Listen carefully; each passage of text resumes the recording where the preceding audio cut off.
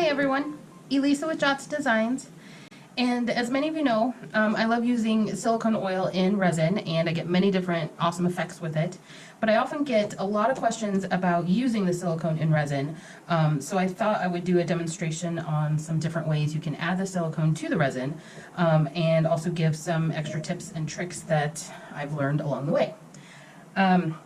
Okay, so let me start off with the first thing to know about resin and silicone is that they are not friends. They resist each other, and that is why you get the effects that are created. But because they resist each other, you can also get pits and divots and craters, whatever you want to call them, you're most likely going to get them. But it's not something to be feared or anything like that, it's just to be expected.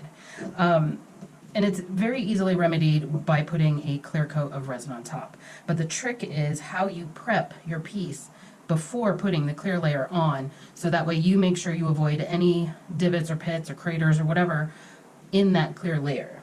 And I definitely have a lot of videos showing how I like to do it. I'll put one up in the corner here, but you can also definitely find them on my channel. But you do want to make sure that you prep your piece correctly so that way you get that flawless clear coat and you'll be good to go. Minus, of course, the random dust pieces or pet hair, but there's other ways to remedy that too. So I always put a clear layer on my pieces anyways, so that extra little bit of prep that you need to do really isn't a big deal. It's like 5 minutes and some dry time, and that's it. So it's not a big deal at all.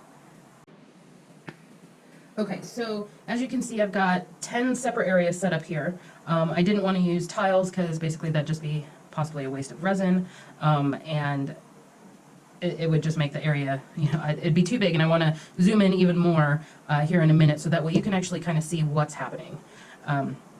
But the 10 different things I'm going to do is I'm going to do a drop right out of the bottle.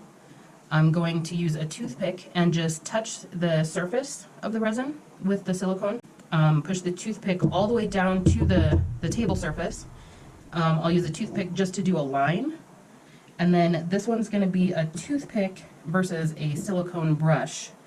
And the reason I'm showing this really, and actually kind of a test for myself, because I use both, and I think what happens though is that because this is wood, it'll soak up the silicone oil, so it actually can have even more, or because it's soaking it up, have even less silicone on it, where this, I mean, it just goes nowhere. It's just on there. So I just want to do a test of that. And then this is just a silicone basting brush, but it's just a round one. So just to show you kind of how having all those different, the bristles there, but the shape that they're round and the fact that the brush itself is round. And then the difference between this one, because it's a more rectangular, but these themselves are kind of concaved or curved, whatever you want to say, and so the tips, they're not even rectangular, but they have that curve to them, so it'll give the silicone a different shape. It'll start spreading out differently. And then this is kind of another test for me because I haven't used this yet, but basically dip it in the silicone and do lines with it. So similar to this with just the single line, but I wanted to see what they do really close together with this brush. And it's a silicone hair dyeing tool brush. And then when I was looking for tools, I just saw these cheap paint brushes that I got at Walmart, so I haven't used that, and I just wanted to see what that would do. And then this is going to be these 3 different shapes. So this top one is that shape. And I'm just really going to still use the tip of it more. Since that's just a line, I'm going to use this side of it because it does have a little bit of an angle. And then you can see this one just really has that sharp angle. So I'm going to do the whole side of it. It has a little bit of a curve to it, so it may just really be the edges that touch down. So I'm curious to see how it lays down to where, so I'm going to put it down like this in the resin instead of on the tip or something. Because I don't think I've really actually just done that before. And then this one, I'm just going to actually make a line with it using just the very edge of it. And this, just another one of these brushes came in the set. So those are the tests that I'm going to do. Okay, so another thing to keep in mind when you're using silicone is the kind of resin that you're using. Not necessarily the brand itself, but how thick the resin is and how long you have to work with it and its curing time. For this one, I am going to be using tabletop epoxy from ProMarine, and this one has about 45-minute working time. You can stretch it out to, it is a very cranky resin though, because it is a thicker resin, and so sometimes you only get like 20 minutes or half an hour, but so long as conditions are great, you do everything right, and it's not cranky, you can definitely stretch it to 45 minutes. But the nice thing about this one is that it will be cured in 6 to 8 hours. Where, actually let me show this one first. This one is Stone Coat's just the regular countertop epoxy, but I've noticed with this one and their art coat, you get a much longer working time. So you can get an hour or more working time with both of these resins, which can definitely come in handy. But when it comes to silicone, because it has such a long working time and it takes about 24 hours to cure, you're going to have a lot more spreading with your silicone because it has a lot more time to continue spreading. So definitely keep that in mind. And then also Stone Coat has their quick coat, which kind of almost has become my favorite to use with silicone because it cures so quickly, so the cells stay smaller and more detailed. So I love that. And let me show you some examples here.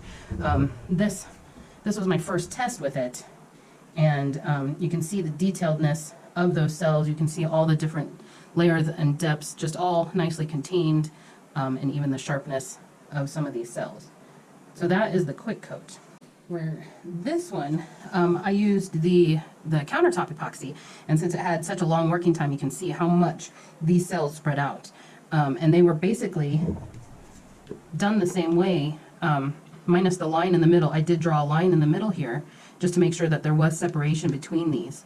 But otherwise, all I did was use a toothpick, possibly a silicone brush, I don't remember, but one of the two, and just did dots wherever these cells are. So they were done the exact same way, but because the resin is so different, you get such different effects from it.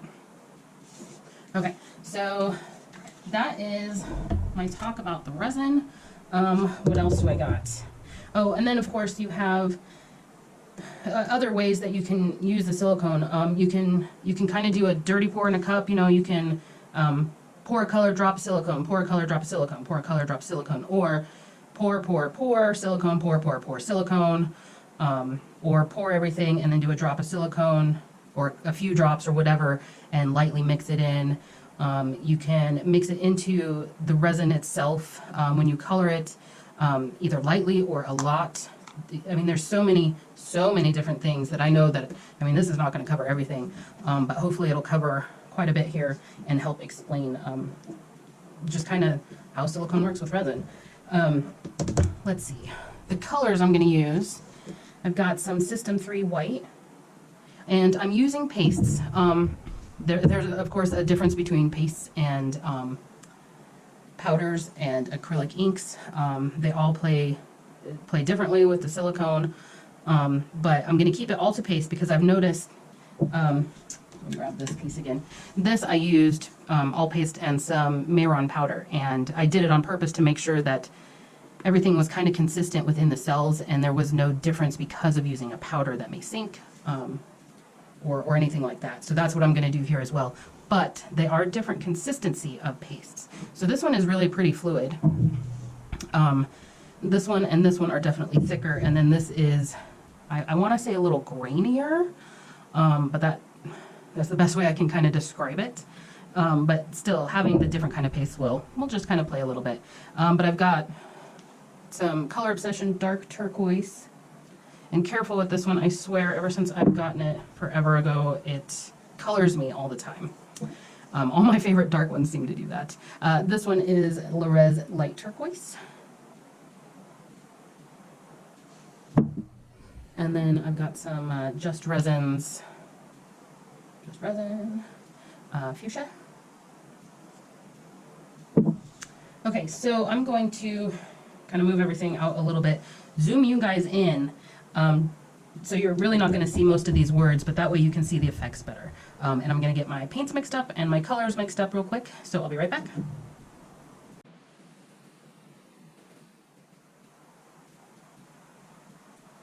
Okay, so I've got my colors all mixed in, and it's just, with the ProMarine, it's a 1-to-1 ratio by volume. Mix it for about 3 to 4 minutes, basically until all the wispies are gone, and it's clear minus the bubbles. And I'm just gonna basically put a white base down on everything here. So I'll speed up while I do this.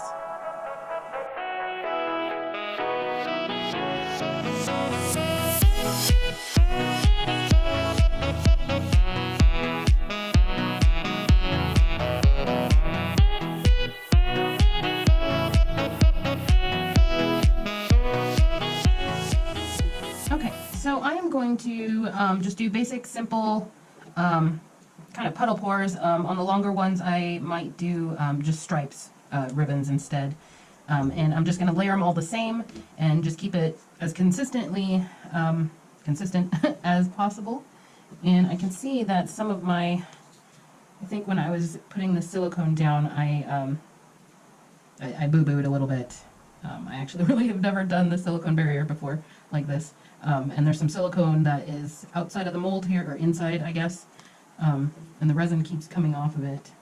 So make sure that there's no resin on the bottom, or silicone on the bottom. Okay, so I am going to start with the dark turquoise. Let's see here.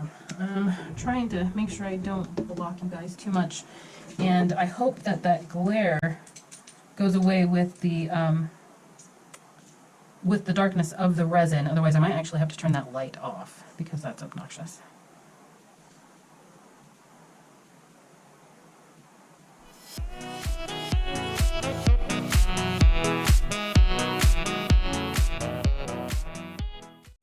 I've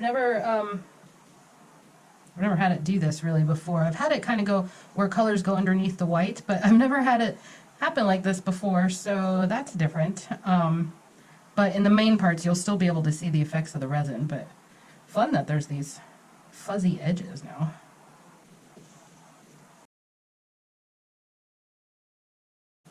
One side note about medicine cups, or I guess any cups in general, don't get the ones that are just a sharp edge or a flat edge or whatever. Make sure you get ones that have a lip to them because it helps the resin roll over instead of down the side like I'm getting here.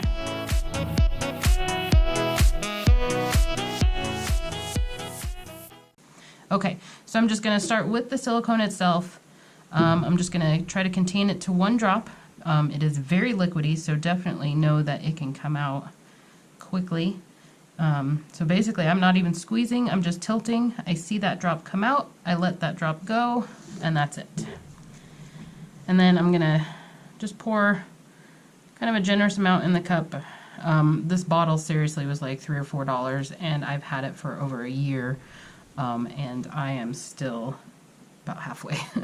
So it'll last a really long time. Okay, so there's the drop. I'm going to take the toothpick here and just kind of poke it around, make sure that it is soaking it up a little bit, also making sure that it is staying on the outside of the keep wanting to call it a Q-tip. The toothpick, so that's it. And then just lightly touch the top. And really, you can use the same toothpick, and if resin keeps getting on it, you can just wipe it off with a paper towel and then dip again. So this one I'm going to push all the way down to the bottom and just touch, kind of hold it there for a second, bring it out. And then, oh, see, I do have a little bit of resin on there, so, oh, I'm sorry, my hand probably keeps going out of frame. Not watching my screen here. Okay, so this one I'm going to do just kind of a line down the middle here. I'm going to try to actually start in the white and end in the white, and it'll actually bring it, well, no, let me just stay within the pink. And actually I'm going to start from the middle and go all the way out. So you can see how I change my mind all the time. And then, again, there's resin on there, just wipe it off. I'm just dipping in the same place, all the way down to the table and dragging it out. Okay, And then this one is just a dot of the toothpick versus the silicone brush. So just dot that in there. And dab that in. Got the silicone brush, same thing. Just kind of dab it in, make sure it's on there. Oh, obviously it's not going to soak in or anything, but you want to make sure it's not going to drip off really either. So just kind of shake it to make sure any drips are off. And then just dab that in. And again, both of those were, excuse me, all the way down to the table. And I just like to make sure my silicone brushes are clean right after, if there's only that little use, if I remember. Okay, silicone round brush. This one I'm just gonna, again, just take it and make sure that the tips are covered in the silicone. Kind of shake it, make sure there's not gonna be any drips. Tap it lightly. There's actually quite a bit of clumping here, and I think that's really more because I haven't washed this thing. Really just kept scraping the silicone off. Let me actually grab a different one because I want to show it without clumping. Okay, so this is another one I have. It's got some smaller bristles than this pink one, more of them as well. This is the actual basting brush. This came on a squeeze bottle for basting. Basically the same thing though. Okay, so just dip that in. This one's clumping as well. That's kind of weird. Usually they don't clump like that, but not right away. And then this one, same thing, all the way down to the table. That actually picked up a lot of resin. So what I'm going to do, wipe that off. I think I didn't want to go all the way down to the table on that. And just kind of wipe the resin off. Makes it clump a lot though. So just try to kind of unclump a little bit, do that again, and I'm going to actually touch it at the top here, and then touch it at the bottom. Okay, and I see that that light is glaring like crazy. I apologize. Let me turn that off. Hopefully it doesn't go too dark. Okay, you guys, I'm sorry. I had to stop it, and when I turned the light off, it was just way too dark, and then there was a massive shadow caused because the other light's behind the camera.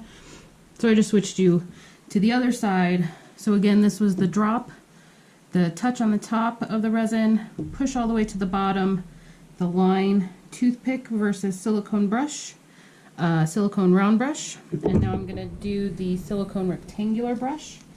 This one doesn't really fit in the cup. Let me get a different cup.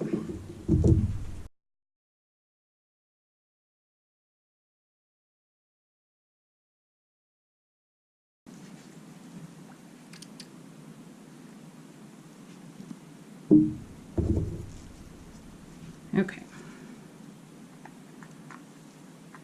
And just flip it around, make sure that there is silicone on all of them. Kind of shake it off there. I'm just touching the top, kind of almost down, so maybe a halfway push. Not super solid push all the way down to the table. Okay, now, oh, I'm going to use this brush, or this again. This one actually kind of has a hard time getting that. Maybe I should use a plate or something. I think I can get silicone on everything here. Okay. And just lightly breaking the surface, but not all the way down. There. I'm going to go back. Oops.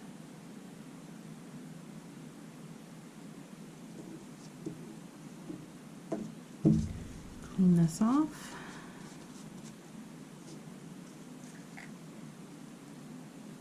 A little more silicone on there.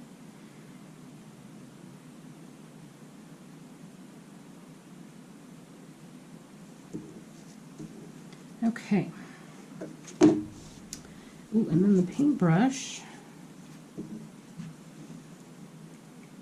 And this is super cheap, crafty, you know, kids paintbrushes that you can pick up at Walmart. Plastic brush or plastic bristles. And of course everything is clumping together because of the silicone. Let me see if I can get them to separate more. So I'm just tapping it on the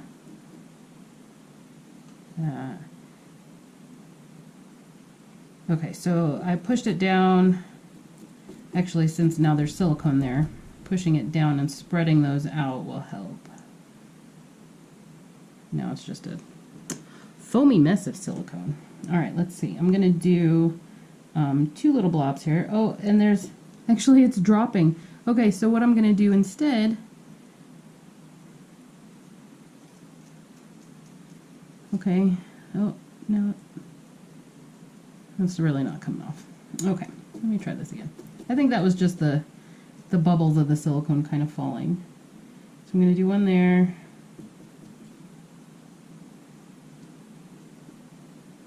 There's some resin on there.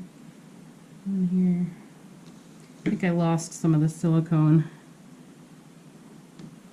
So I'm going to do kind of an S shape just along the top of the resin.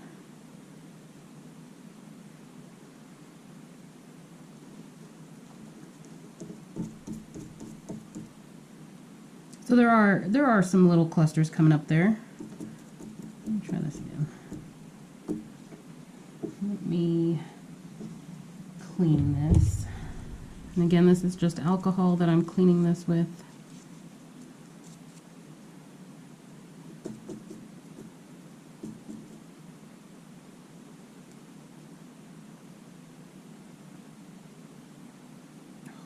Double tapped on that one. Okay, and I don't know if you've really noticed, but when I dip something in, especially with that one, a lot of resin came up. So you don't want to just kind of come up and pull away so much if it's doing that.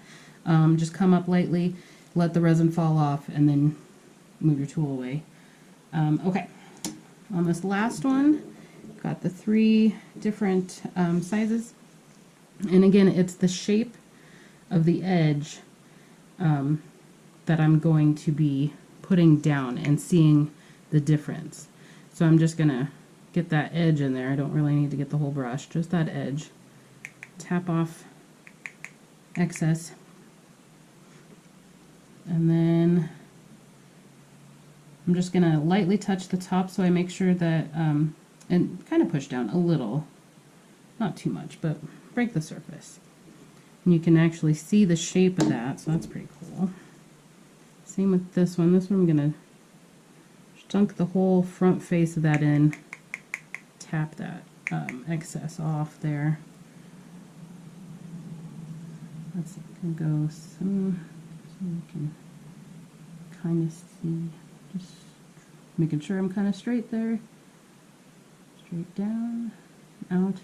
I pushed it in a little bit more than this one, excuse me, but it did not go all the way down to the tabletop. And for this one, again, just making sure that that front edge there is fully covered, getting off the excess. I'm going to do a couple lines here, and you can see actually those spots there are from dripped silicone. So you want to pay attention, of course, on how, you know, if you're doing a lot, make sure you're staying over your cup so you're not accidentally dripping, getting a lot of that excess off if you can. And that's it. So they'll continue to move for a good while, very slowly, as you can see. But I'll let it continue running here and probably speed it up so that way it goes just a little bit faster, not sitting here for hours upon hours, watching it and seeing how it actually changes. But I'm liking what it did on all of them. And because of these drips, I'm actually going to add just a few more random spots on some of these just to kind of even it out and hopefully get some, maybe something workable, but just along the edges here. Just random.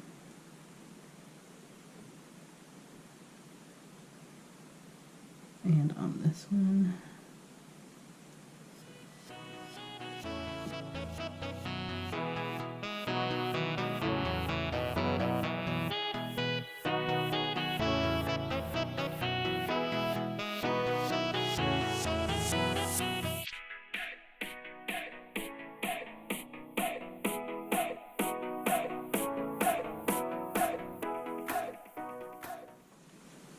I'm gonna hit it with a quick torch here. You don't want to have a lot of heat on here because it can break up the cells, but also it can activate the silicone as well, and cause it to go even more than it excuse me, even more than it already is. So there's just a lot of little bubbles going on. So I'm just going to do a quick pass just to get those top surface bubbles without heating it too much.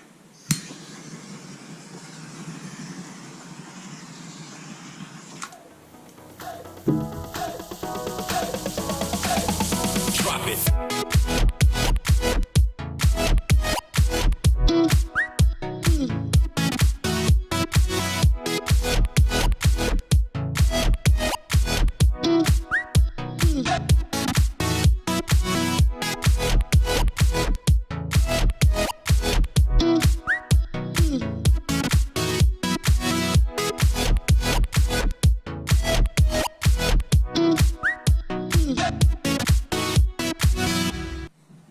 Okay, so it's the next morning and these are definitely cured.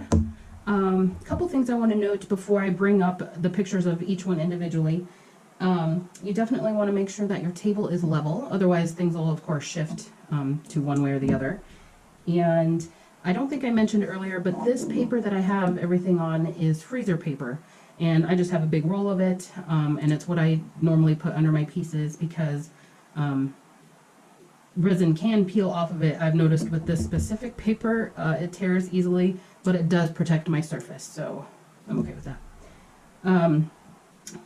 Containing silicone, so these are all contained because I used the silicone to make a barrier. If I had not, of course the resin itself can spread, but it would also allow the silicone effects to continue to spread as well and become more soft as it cured. So that's a big thing. By containing it, I get more details in it, just like I did with the quick coat. Except with the quick coat, I did not have to contain it, and that's the biggest thing that I love about it. This was all just poured on here and the silicone applied, and that's it. But had I not contained these, they definitely would have spread out more and become more soft. Very similar to this, just because there's more room for it to spread out. But even with this one, these cells are contained by each other. They're contained by this line, and they're contained by the fact that I used silicone over here that's pushing that way, and silicone over here that is pushing that way. Just double checking you don't have a huge glare, I'm sorry. So containing the silicone helps keep the definition of the cells. Okay, so really quickly how I prep things, because as I mentioned before, silicone and silicone oil and resin are not friends. They resist each other. That is why the silicone will, or the resin will come apart from these barriers. You can actually even just pull one off here. So that easily comes off both the paper and the resin. And that is why you can use silicone as a barrier, because it resists resin. So when you use the silicone oil in the resin, you'll get pits. And here's some examples. Okay, so here are several that have pits in them. The biggest thing really to know on a couple of them, on the bottom right, that toothpick versus silicone brush, it was the silicone brush that left a pit and the toothpick did not. And that's really because there was more silicone that ended up being dropped off the silicone brush than came from the toothpick. On the bottom left there, the paintbrush, there was a lot that was left in the squiggle that I left, and that's what that big blob is. But it is interesting that there were no pits from where I touched the brush down. And then here are three that didn't have pits. the touch and the push to bottom on the left side here didn't have any pits from where I touched the silicone to, but the top left there, that touch one, you can see there's some bubbles that were left that didn't get popped. I'm not worried about those because there's going to be a layer of resin on top of this. If I do have a bubble that's way obvious or something, I can easily just drill that out and then you won't see it at all for the clear layer. And then on the right side, that zigzag brush line, I mean, there's nothing on the whole entire thing. So it's a hit and miss with if you're gonna get pits or not, but it's better to expect them than get frustrated from them because you weren't expecting them. So how I like to get, to basically make sure that any residue that's left, because I haven't cleaned these yet, but if I grab just a paper towel, and I know that there is silicone residue right here where I dropped it, I can actually soak that up. So you can see all that oil is on the corner there, and just a little bit more. So if I continue to wipe this off, and I like using these blue shop towels or a cloth-like paper towel because it absorbs better, and it'll absorb that oil off better. So I will clean it several times, making sure that I no longer see residue coming up, and then I'll clean it one more time. And then I will take some 91% isopropyl alcohol, and I will spray it, wipe it down, spray it, wipe it down, maybe a third time spray and wipe it down just to make sure. And then most of the time what I like to do is use a clear coat of a spray, either the polyurethane spray or even Krylon's UV resistant spray, the archival spray, some sort of sealer that you can just spray at least 2 coats, if not 3. Make sure you cover everything very well, and that will basically seal any residue that you might have missed. You know, it'll just seal it, and that way you can put a clear coat on and not have any effects to the clear coat because of remaining silicone residue. So you won't get any pits or anything like that. You just have to make sure you prep it properly. So let me go ahead and I'll bring up the pictures for each of these and let you see all the details. Okay, here are the close-ups for each one. And this first one is where I did the drop of the silicone on top of the resin, and you can really see where I dropped it and where it spread out from. And I love how it's kind of a wispiness to the cells, where when I just touch the surface with the toothpick, you can really see that definition of the cell in that turquoise area there in the center. And that's just really because there was less resin, or I'm sorry, less silicone added to the resin, but also because it did touch the surface. It creates a little more definition. As you can see where I went all the way through the resin to the surface of the table, and so there's a lot more cells going on there, kind of more rings and more definition in the center. And then this one is where I took the toothpick and put it in the center all the way down to the table and dragged it to the right, and then did that on the left as well. I really like lines in silicone lately, and I actually did 2 different guitar pick clocks, and I used the same technique, but I used different resins. One had a longer working time and one had a shorter working time, and they turned out completely different. So definitely check those out so you can see the difference of 2 different resins with the same technique.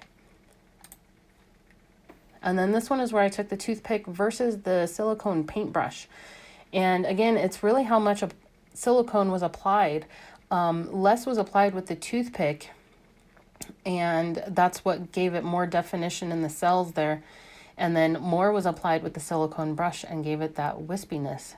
But because I took both of them all the way down to the surface of the table, there is definitely some definition in the rings of the cells.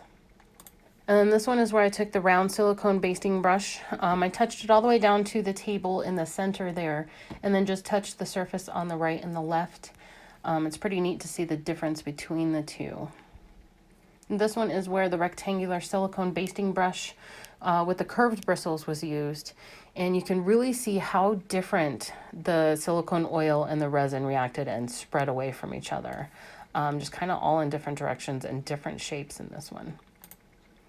And then this one is where I used the zigzag silicone brush, and it really kind of turned out how I was expecting it to with those lines in the center. But it turned out even better, of course. So I'm really happy that I did this one too, but it's neat to see the containment of those cells and more definition in those little cells. And then this one is where I used the more plastic paintbrush and just touched it down on the left and the right, and then I dragged it in the center there. So again, just pretty neat to see the difference between how the silicone is applied to the resin. And this last one is where I took the 3 different shaped silicone brushes. On the left, I used kind of the crescent end of one of them, and then in the center, it was the beveled edge, but that was kind of in a teardrop shape. And then on the right, I made 3 straight lines. Again, with the containment, those lines are going around that teardropped, but they're really not breaking that edge. So that's pretty cool. So there it is. I hope you all enjoyed the video and learned something. I know I definitely did. I've got all the links down below for the products that I used, and also links to support my channel, such as my website where I have products for sale, jotsdesigns.com, and also Amazon wishlist and Patreon and PayPal to support my channel, and it all goes back into my art and my tutorials for you guys. And I hope you have a great day. See you next week.